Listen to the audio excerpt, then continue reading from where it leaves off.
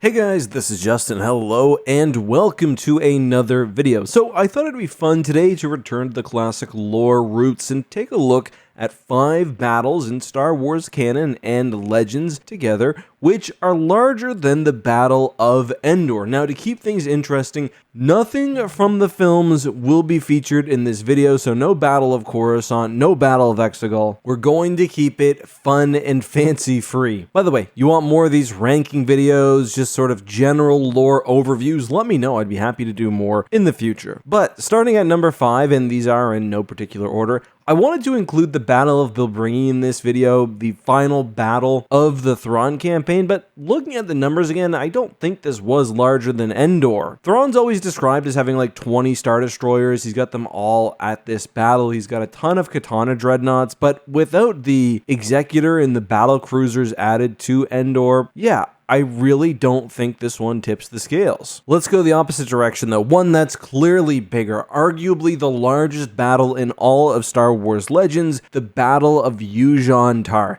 This was the final battle of the Yuuzhan War, and in terms of legends, arguably also the most important battle in the history of the galaxy. The Yuuzhan entered from the Galactic Rim and started a devastating campaign across the galaxy, which eventually saw them take even the heart of the New Republic itself, Yuuzhan'tar. However, a series of key decisive victories by the New Republic, as well as dwindling Yuuzhan warriors, saw the tides of war change in the New Republic's favor, and this led to the climactic final battle, which I am going to cover in a full battle breakdown, by the way, after I finish my most recent NJO reread. We're near the end. Follow TapCaf Transmissions for more. Anyway, Yuuzhan'tar was the Yuuzhan name for the planet Coruscant, and the battle took place across the entire system. It saw not just the reformed Galactic Alliance, which had emerged from the ashes of the New Republic, face off against the Yuuzhan, but also old enemies like the Empire, the Hapans, individually powerful systems like the Bothans, the Chiss, the Mandalorians, and even Yuuzhan splinter factions coming together to fight off the ruling Yuuzhan force. The good guys, of course, would win the decisive battle and the war itself. Up next, we're changing tone a little bit for the Siege of Coruscant. That's at least what I'm going to call it. And this is sort of an interesting one because it's a battle which happens largely off screen, or rather off paper. So,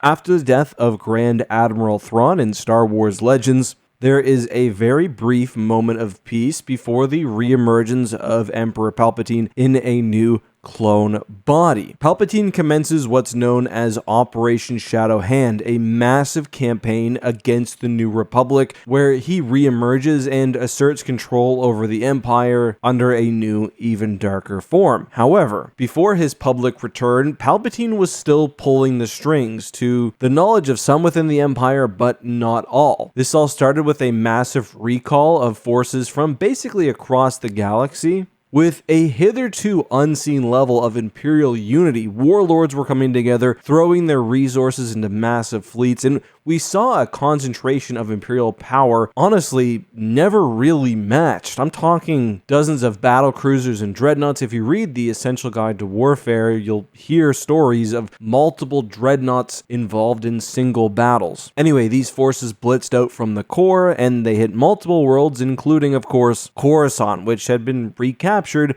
by the New Republic. We don't know a whole lot about Coruscant, however, given that it was being properly defended by the New Republic and they simply up and left, basically destroying their own government in the process, we know that the forces here must have been incredibly substantial. And given the scale of the fleets we see in Dark Empire, we're talking several dreadnoughts, battle cruisers, and hundreds of capital ships. Afterwards, Palpatine tore it all down in what was known as the Imperial Mutiny, basically cleansing his ranks of the unfaithful and the unworthy. There were so many forces at Coruscant, even just on the Imperial side, that when this mutiny occurred, they devastated the entire planet with their infighting. All right, next up, we have what I think is a pretty obvious one. We're going to Star Wars canon now with the Battle of Jakku. Now, I'm a little bit mixed on the Aftermath trilogy, but I do like the idea of of the Battle of Jakku, and it's actually really similar to what we just talked about with the Imperial Mutiny as designed by Emperor Palpatine to cleanse the Empire of the unworthy. So, Palpatine, as working through his executor, Gallius Rax, has been enacting protocols from beyond the grave. The purpose of this is to see the destruction of the Empire, at least in its current form, as punishment for allowing the death of its emperor. Anyway, secretly, many ships are hidden in the unknown regions and in nebula across the galaxy and even beyond the galactic rim, while the vast majority of the rest in active service are brought to Jakku for a last stand. There, alongside the Super Star Destroyer Ravager, they prepared to hold out against the New Republic. We don't know exact numbers here, but this really was the last dying breath of the Empire in its original form, so there would have been hundreds of ships facing off against the full might of the Alliance, which had not only been building new ships and even building Starhawks over the past year, but also capturing and using Imperial vessels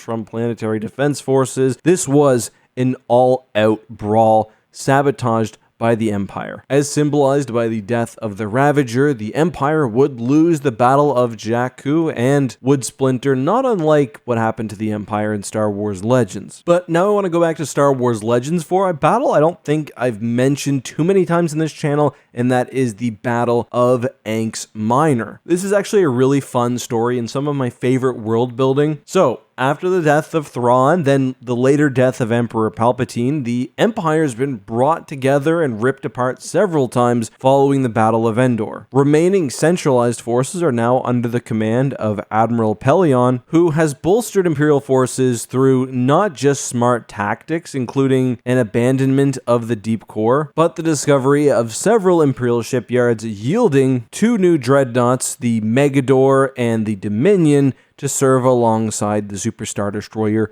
Reaper. The Empire secured several key victories, including one at Arinda. However, political maneuvering by the Moths caused the Empire to overextend themselves, leading to what would be a critical battle at Anx Minor. There, exploiting the weak spot in one of the Empire's experimental ships, which was a part of the fleet, the XF, the New Republic managed to destroy the powerful vessel, as well as, according to the Essential Guide to Warfare, at least 5 Star Destroyers with damage as well to the Megador. In total, the New Republic dedicated massive resources to this battle, including the Super Star Destroyer Guardian and a significant portion of the Third Fleet, while the Empire also had much of their roving military, including 2 dreadnoughts and much of the Empire's Black Fleet. So many resources were lost, and this was such a devastating defeat for the Empire that this led to long-lasting peace between the 2 factions. According to the Essential Guide to Warfare, the delusions of the Moths in forcing this battle had undone 5 years of work in mere weeks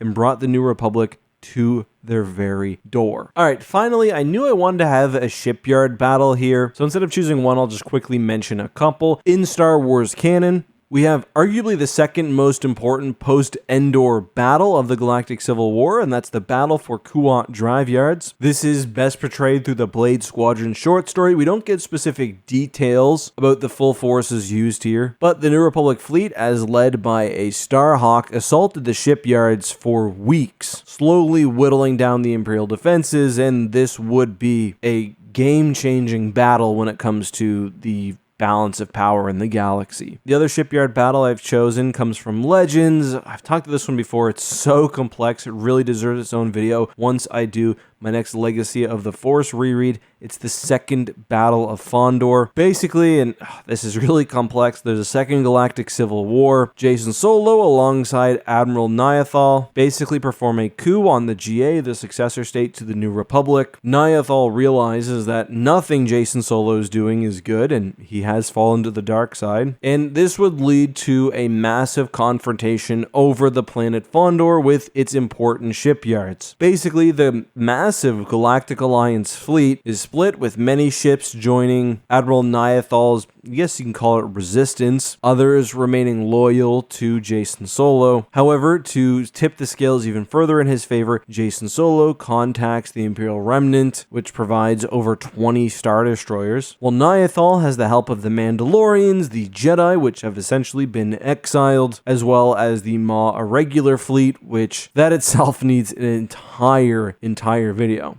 So you'll have to take my word when I say this battle was larger in scale than Endor. But that's all I've got for today. I hope you enjoyed this video. If there's, again, more lore you'd like to see me cover, let me know down below.